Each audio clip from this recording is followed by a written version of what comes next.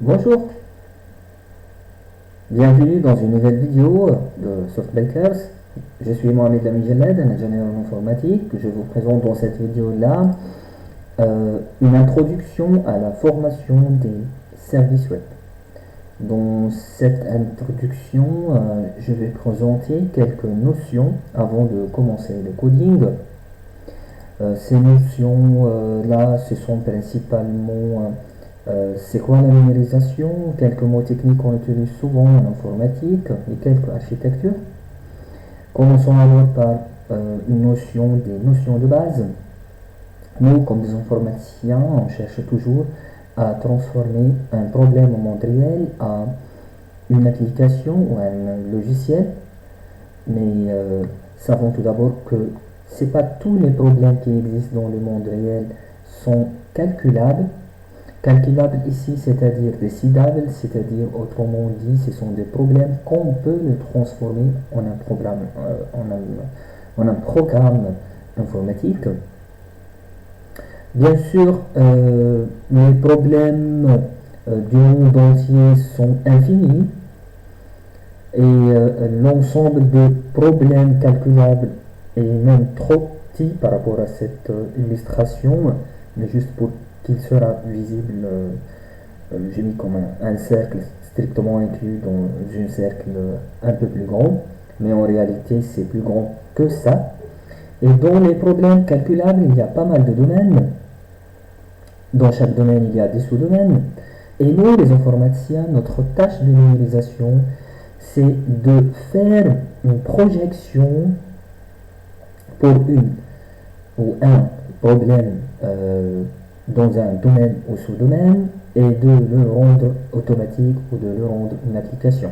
Par exemple, dans ce chemin-là, dans le même sous-domaine ou dans le même problème, nous avons deux instances différentes de l'application selon la miroir ou bien selon la casquette de l'informaticien ou bien de l'équipe qui fait la numérisation.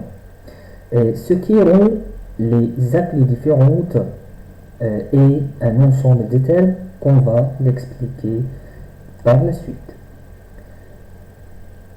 Premièrement, pas tout le monde possède la même ontologie. C'est quoi une ontologie? C'est un ensemble de mots ou des lexiques qui utilisent souvent dans une équipe. Par exemple, moi je suis informaticien. Lorsque je suis par exemple à l'hôpital avec un ensemble de médecins, je peux avoir des problèmes de ne pas comprendre l'ontologie utilisée par eux. Et ça, c'est l'ontologie en général. Et nous, les informaticiens, on trouve des difficultés lors de notre numérisation de l'appli, car on doit avoir des réponses exactes et des significations des mots ontologiques utilisés par le secteur où nous sommes en train de réaliser une implémentation ou une numérisation. Les spécifications. Les spécifications sont généralement les besoins d'un client pour avoir une application informatique. On peut avoir des explications prêtes, mais souvent maintenant les informaticiens participent énormément à l'écrit des spécifications et des cahiers de charges. Les normes, les normes ce sont des spécifications, mais ils appartiennent à une communauté plus grande que la spécif. C'est-à-dire quoi? Ça c'est-à-dire que par exemple dans chaque société on peut avoir une spécification, mais un ensemble de sociétés peuvent avoir un ensemble de normes. Par exemple, on peut prendre un petit exemple, le tournevis européen, c'est à la norme européenne, et le tournevis américain, c'est à la norme américaine. Il y a une différence.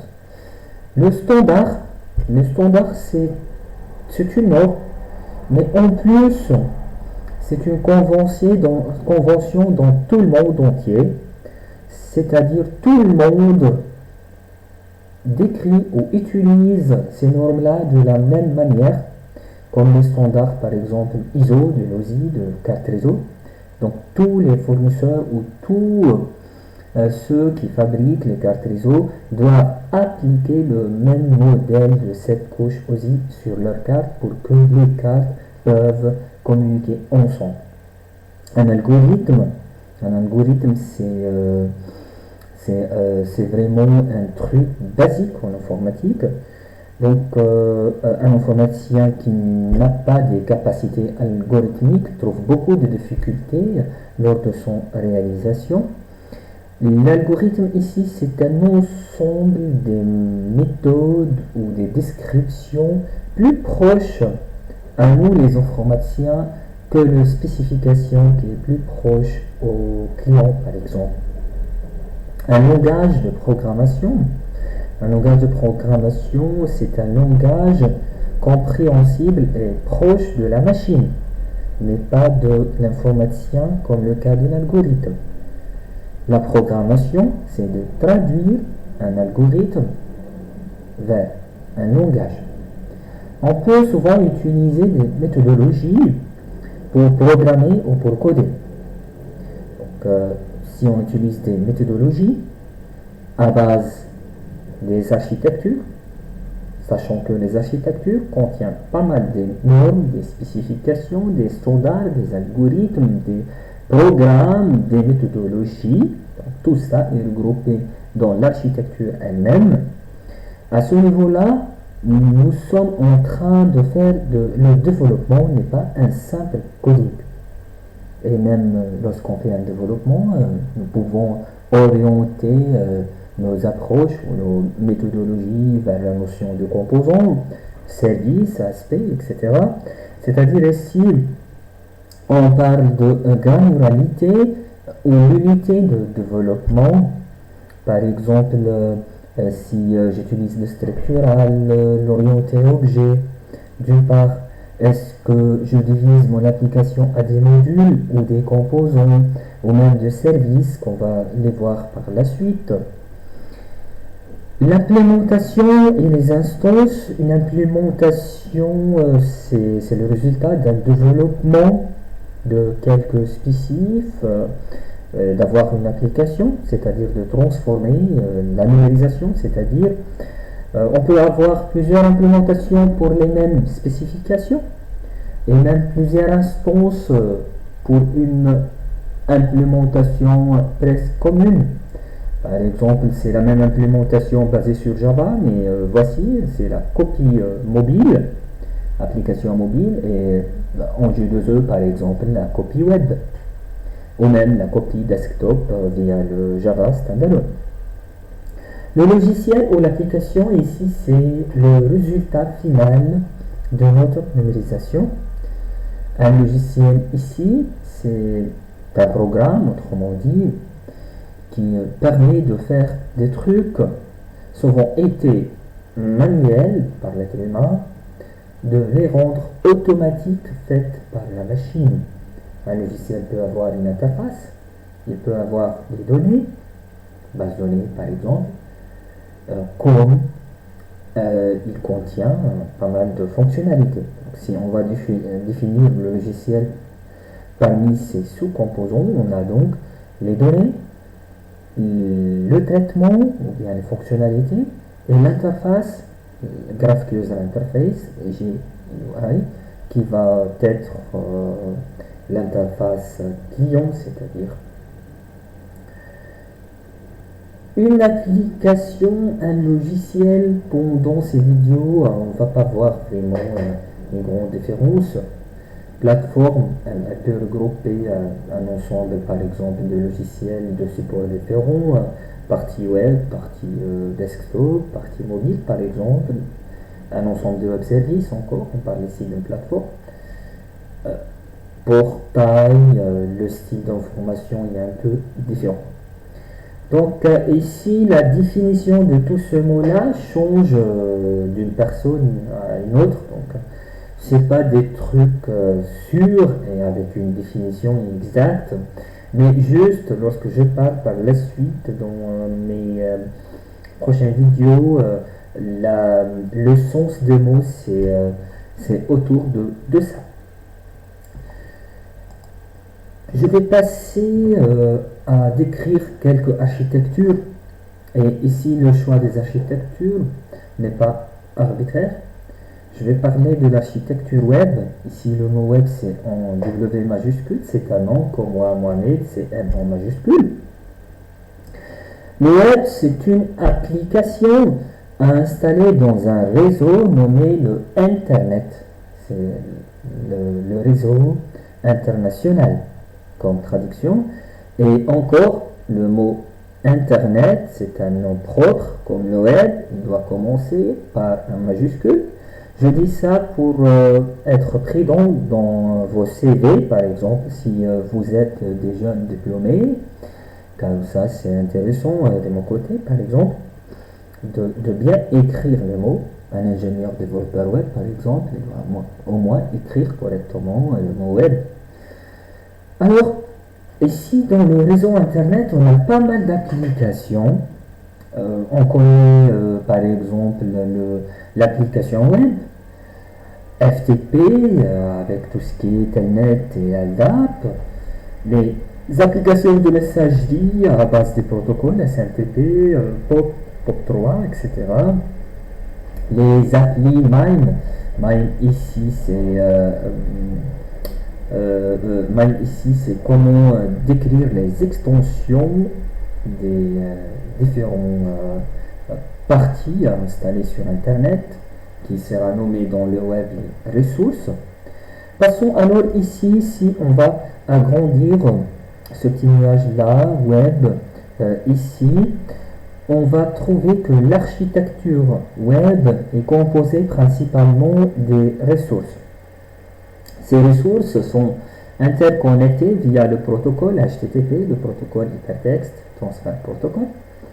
Les ressources peuvent être les différents types MIME possibles, par exemple PNG, un docx, PHP, ASP, XML, JSON, et n'importe quel type de ça s'appelle ressources dans l'architecture web. Ici, l'architecture, c'est spaghetti. Il n'y a pas en réalité des tiers bien valides, bien ordonnés. Mais Tim Berners-Lee, qui a créé cette architecture-là, il a créé quand même pas mal de méthodes. Ce sont les méthodes RESTful qui sont bien décrites dans son article scientifique lors de la création de cette architecture-là. Ce sont les méthodes get, delay, post, update, put, etc. et pas mal d'autres méthodes créées par Tim Berners-Lee pour gérer les ressources, c'est-à-dire si j'ai trompé, je mets par exemple une photo personnelle que je veux la retirer, j'utilise la méthode delete et elle sera non disponible de l'application web installée sur Internet. Donc pour accéder au web, autrement dit le 3W, il faut avoir un accès Internet dans ce cas-là. Ben voilà, c'est une simplification de l'architecture web. Je vais passer à une autre architecture qui est plus ancienne que le web en réalité, c'est l'architecture orientée service. Ici, je ne parle pas de web, je parle d'une architecture qui existe dans le monde même avant la création du premier ordinateur. C'est l'architecture orientée service qui contient qui est basée sur deux acteurs principaux, qui est le consommateur et le fournisseur de services. Bien sûr, le consommateur va consommer le service. En France, ici, je peux prendre l'exemple de EDF ou Total Energy, Engie ou n'importe quel fournisseur énergétique ou d'électricité. Dans ce cas, EDF, c'est le fournisseur de services. Le service, c'est l'électricité. Il faut publier. Il faut que, ici en France, tout le monde sache qu'il y a un fournisseur d'électricité pour demander. On a des amis qui indiquent le numéro, comment communiquer avec EDF pour avoir de l'électricité. Et ça, c'est simple. Le consommateur, c'est celui qui sélectionne et qui cherche le fournisseur de services. Bien sûr, il y a ici un multiple notion de multiples fournisseurs. Donc, pour faire le choix, si c'est un monopole, c'est-à-dire c'est un seul fournisseur, on n'a pas de choix. Bien sûr, après un contrat signé entre les deux parts, le consommateur peut consommer ou les services demandés. Donc cette architecture-là est très ancienne par rapport au monde informatique, mais cette architecture-là est bien applicable en informatique. Et en plus, le mélange ou le mariage entre l'architecture SOA, Service Oriented Architecture, l'architecture orientée service, et l'architecture web de 3W donne naissance à un enfant qui est le service web. Et par la suite à d'autres notions comme le cloud, les plateformes PaaS, SaaS, etc. Il existe plusieurs types de web services. Les web services à base XML SOAP. Ces web services utilisent un message SOAP qui sera encastré dans le message HTTP, puisqu'on a dit que le web service sont le mélange entre le web et l'architecture service. Donc, dans tous les cas, on a un message qui circule dans le web via le protocole HTTP. Et dans ce message-là, on a encore un message SOAP. Et SOAP va décrire via XML. XML lui-même utilise des définitions XSD, XML Schema Definition. Et XML, c'est Extensible Markup Language, c'est un langage de description. Ils vont exploiter ça pour avoir tout ce qui est les services web SOAP, qu'on va détailler ça dans toute une vidéo de côté théorique et de côté pratique. Passons alors aux services web REST. Ce sont les services à base JSON ou bien XML. On peut avoir le deux à la fois. Mais ce service-là exploite directement les méthodes RESTful qu'on a parlé de, créées par Tim Berners-Lee, les méthodes GET, POST, etc. Il y a d'autres notions qu'on va parler aussi dans d'autres vidéos. C'est la notion de microservices, les services élémentaires ou services de base qui est non composable. Et les services composés, c'est pas la peine de les développer chaque fois des trucs dans les mêmes services. Par exemple, si j'ai un service facturation et un service de calcul TVA, je peux l'utiliser dans n'importe quel service facturation par la suite.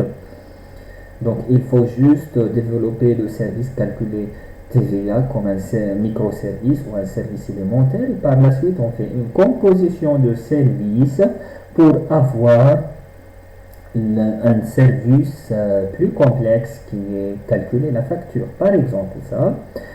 La composition de services, on peut utiliser pas mal de technologies d'orchestration ou de chorégraphie de services. On va parler de ça dans pas mal de vidéos. Ici, l'orchestration, ça sera un peu centralisé. Il y a un organe qui est un peu dictateur qui va gérer tout, mais côté chorégraphie, ça sera plus distribué et les services seront plus autonomes et même plus riches. Les applications à base Matchup, ce sont les applications à base service avec des différentes ressources. Par exemple, une application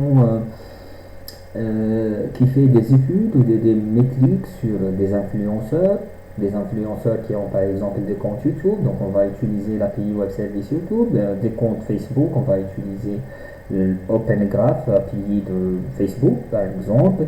Ils ont un LinkedIn également, on va utiliser. Donc l'application en réalité n'a pas son propre ensemble de données, mais elle est en train d'aspirer, comme l'aspirateur, les informations de différentes ressources avec des architectures à base service. Donc pour les prochaines vidéos, on va commencer par des exemples, des implémentations fournisseurs, c'est-à-dire on va implémenter des web services. Par la suite, on va consommer ces services déjà implémentés dans des différents langages comme PHP, comme JavaScript ou Node.js, TypeScript. comme Java, sous l'architecture Java J2E, et pas mal d'autres architectures et technologies à utiliser. Donc à la prochaine.